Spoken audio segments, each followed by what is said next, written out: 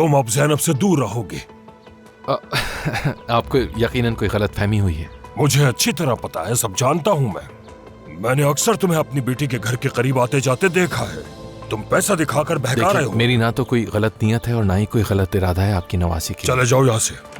तुम जैसे लड़कों को अच्छी तरह जानता हूँ मैं, और तुम्हारी नीयत भी जानता हूँ मैं। करीम, यहाँ मत आना, अंदर जाओ तुम। और तुम गाड़ी में बैठकर यहाँ से। नाना, मुझे किसी की जरूरत नहीं है, समझ गई ना? ना जिहान की और ना ही किसी और की।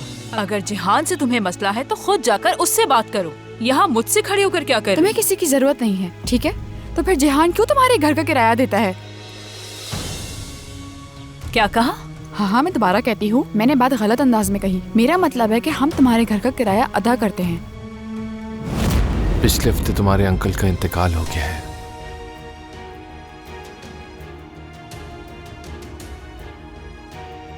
क्या तुम सच कह रहे हो?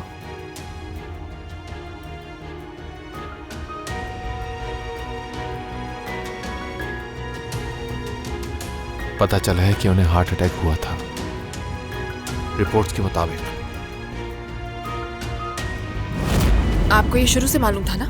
आपने छुपाया मुझसे? मलिहा, मैं तुमसे यही कहूंगी कि तुम प्लीज अपने कमरे में चली जाओ और कुछ देर के लिए मुझे अकेला छोड़ दो।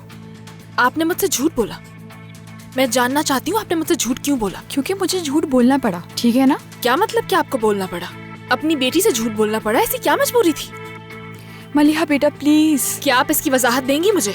नहीं, मैं तुम्हें कोई वजाहत नहीं देना चाहती। जो कुछ भी तुम्हें पूछना है अपने बाबा से जाकर पूछो, वही तुम्हें बताएंगे।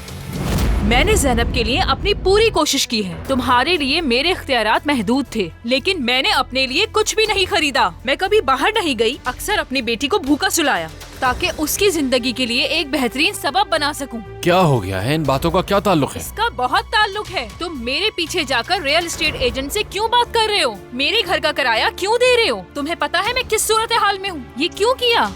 तुम ज़ैनब के बाप के अलावा और कुछ नहीं। चीखो मत। मैं और चीखूंगी जिहान। मुझे मत बताओ कि मुझे क्या करना है, क्योंकि मैं दुरुस्त हूँ।